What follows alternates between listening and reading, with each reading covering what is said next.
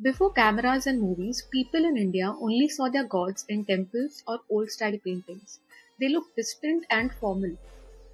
Then came this man who changed that. He was the first to paint gods and goddesses as real, human looking people with expressions, emotions, and details everyone could relate to.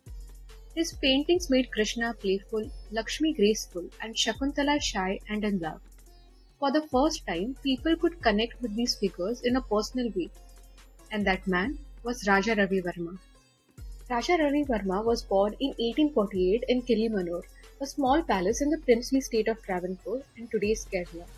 From a young age, he showed an unusual interest in drawing. He would use charcoal from the kitchen fire to sketch on the palace walls. Instead of getting scolded, his family noticed his talent. When he was just 14, his uncle took him to the royal court of Travancore. There, the king himself arranged for him to be trained by respected painters. He learned traditional Indian styles, but he was curious about something new, which was European oil painting techniques. Then came this life changing encounter with a British artist, Theodore Judson, who taught him the secrets of European oil painting, realism, perspective, light, and shadow. This mix of Indian subjects with European realism, who knew would later become his signature style. By the age of 25, Ravi Verma was no longer just a palace talent, he was a national name. At the 1873 Madras Fine Art Exhibition, his portraits amazed the audience. He painted kings, queens, and nobility in a way India had never seen before. Not stiff and lifeless, but warm, expressive, and real. His Rani Lakshmi Bai looked both regal and fierce. His Maharaja of Travancore carried pride in his eyes. Every detail from silk fold to gold jewelry seemed alive. Soon royal families from Mysore to Udaipur were inviting him to paint their portraits. But Ravi Verma wanted more than just royal commissions. He wanted to bring Indian mythology to life. He dreamed of painting gods not as distant figures in temples but as living, emotional beings. Divine, yes, but also human enough for people to connect with. In this scene, Shakuntala is seen walking through the forest. She bends down, pretending to pull a thorn from her foot. But she's not really hurt.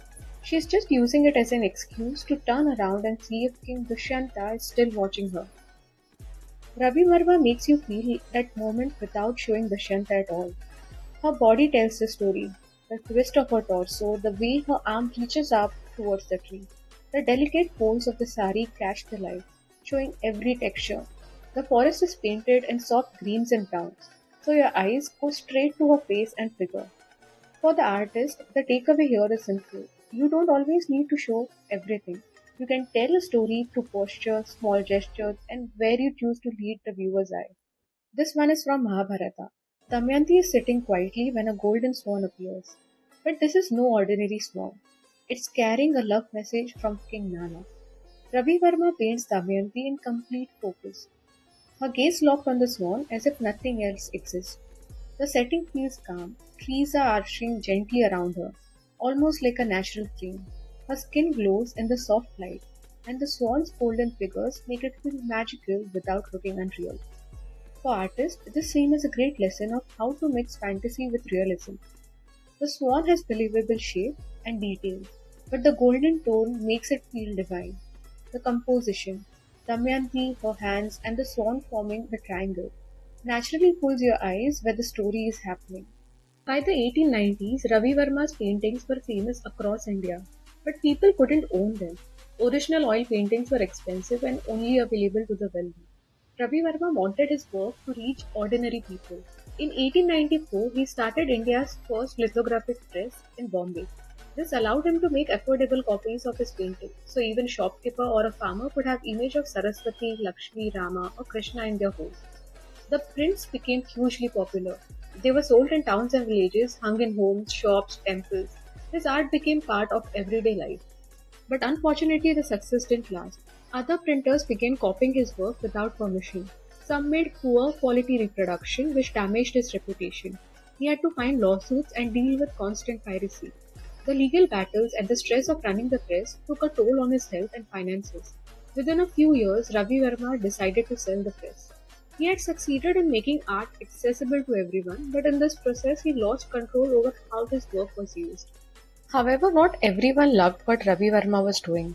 They felt Ravi Verma was breaking a sacred rule by making divine figures look like ordinary humans.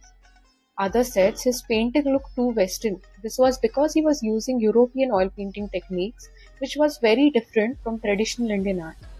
Many thought his goddesses and heroines looked too sensual, with lifelike skin tones and soft features, which some felt was inappropriate for religious imagery. But Ravi Verma didn't stop. He believed that showing gods as human-like wasn't disrespectful. It made them more relatable. To him, beauty and emotion in art could inspire devotion more deeply than stiff formal figures could have. Over his lifetime, Raja Ravi Verma is believed to have created over 2,000 paintings, an enormous body of work for any artist. In 1873, he won the Governor's Gold Medal at the Madras Fine Arts Exhibition. Later, the British colonial government awarded him the title of Raja in recognition of his contribution to art. He was also honored by the King of Travancore and invited to royal courts across the country. On October 2nd, 1906, Raja Ravi Verma passed away at the age of 58. There was no big crowd, no loud announcement, just a quiet room and an unfinished canvas. If you have ever imagined a god's face, chances are you imagined it the way Ravi Verma painted it. Before him, our gods lived only in temple carvings and old scrolls. He gave them human faces, emotions, and stories we couldn't see. If this story has touched you, do share it.